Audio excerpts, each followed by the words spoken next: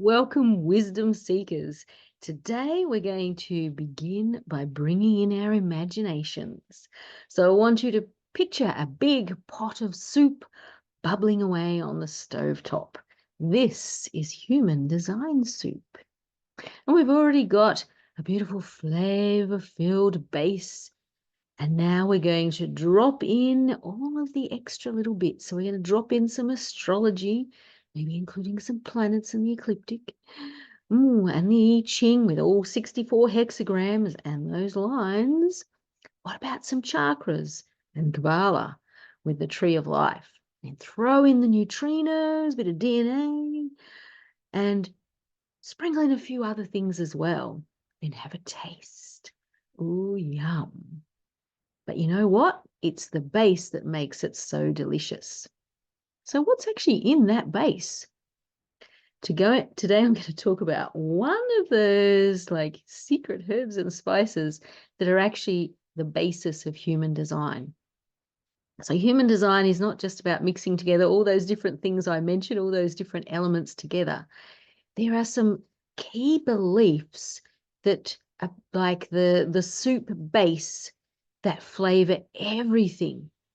They're these key beliefs that give human design its really unique perspective. So if you come into human design and all you look at is the facts of what's in your chart, you kind of miss some of the magic that's actually contained in there. Now, one of the things I'm going to talk about is the science of differentiation. And perhaps you've heard people describe human design as being the science of differentiation.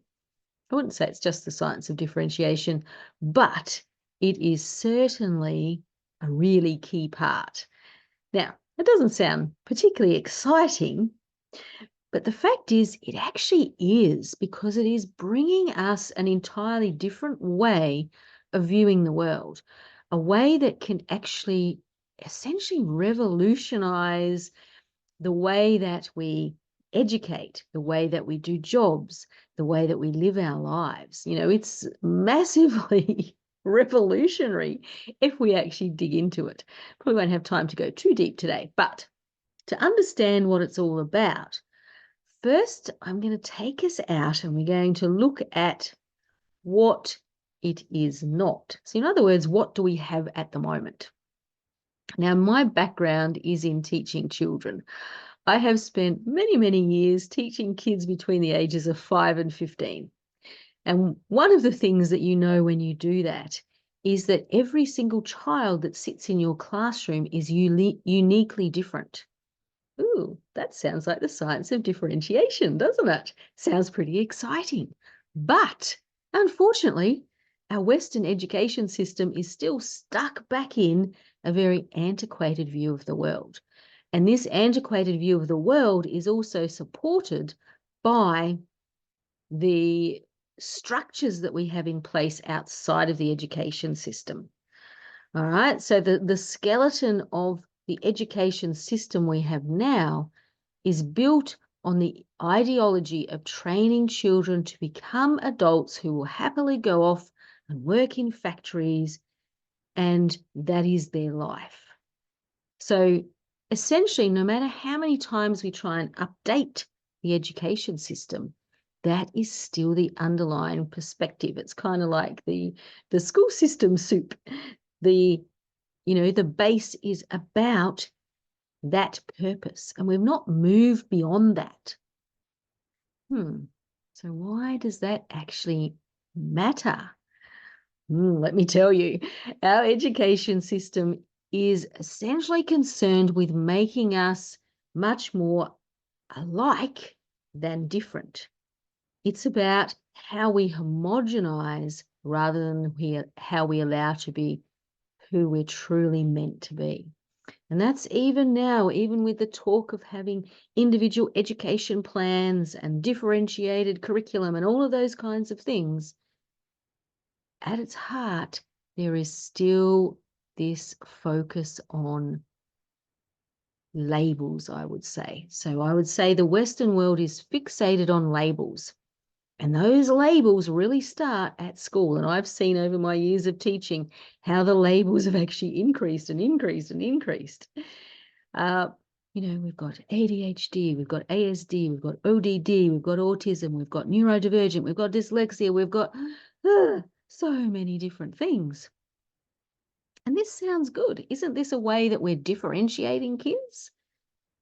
Well, the trouble is that, these labels are telling kids a different message. This is like the underlying message that they're getting. And the message that they get is that they are different. But that's not a good thing. They're not normal, and that's not a good thing. That's bad. That's the message that they get. And kids know they're different. But some kids feel more different than others and less accepted than others. So essentially, our education system and really our society loves to use labels. But these labels are coming from this premise that there is something or someone that is normal, and that's a good thing. And if you're outside of that, then you're not normal. And that's probably not so good. That's really this almost unwritten message that comes through. So when schools essentially were set up for the masses, they were set up to have the normal as someone who would be trained in school to work without questioning the bureaucracy and the social order.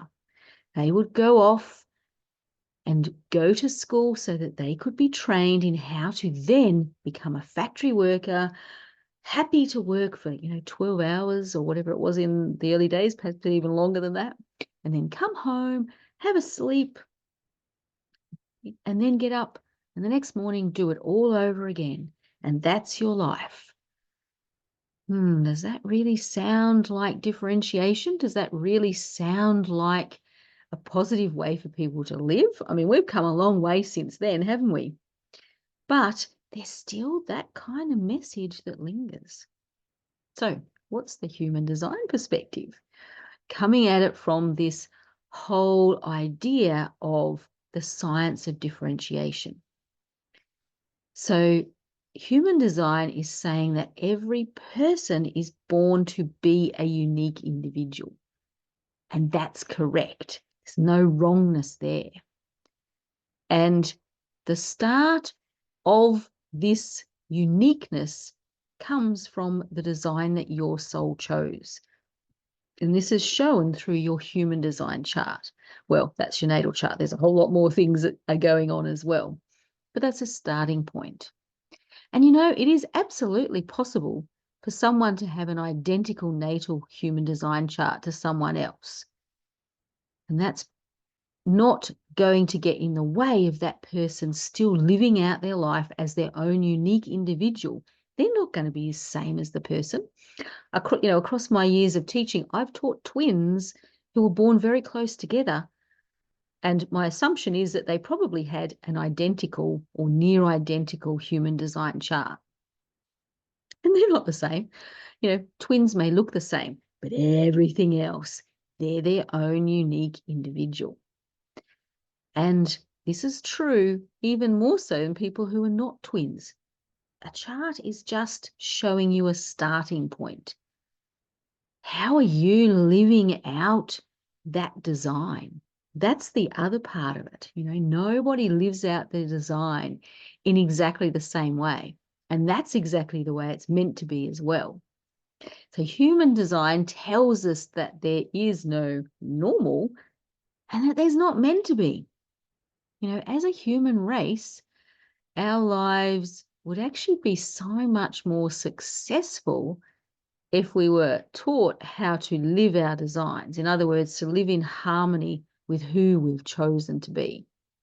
And that way, we wouldn't actually have people trying to do things that are not in alignment for them, not in alignment with their purpose, not in alignment with their gifts.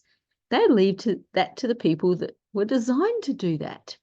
For everything that you think of as being boring or hard or humdrum or, "Ooh, who'd want to do that kind of energy?" To someone else, those things light them up. And sometimes they miss out on doing them because, hey, you're doing them instead without any beautiful energy and enthusiasm that's needed. So imagine this world of people who are lit up, doing what they're meant to be doing. Imagine children who are being taught in a way that allows them to truly be lit up, following their purpose and their gifts. Now, this is my dream of the world. So when you look at your human design, I want you to begin to look at it as being like this beautiful window that allows you to look into the amazingly unique individual that you're here to be. And then the true magic is to actually go and live your life as that person.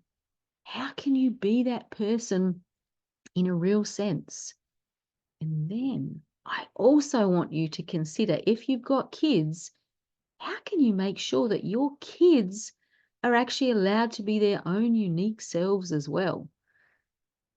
You've got to recognize that school's not changing at the moment, much as I'd like it to, but you can still do a whole lot with your kids as well. So my question is, are you intrigued by what your human design shows about your uniqueness? Are you ready to actually unlock some of those really deep secrets that make you the amazing individual that you are? If so, I am happy to support you in actually understanding yourself on a deeper level. You can get a reading with me. You can come and work with me one-to-one. There are details below, or you can simply subscribe to this channel.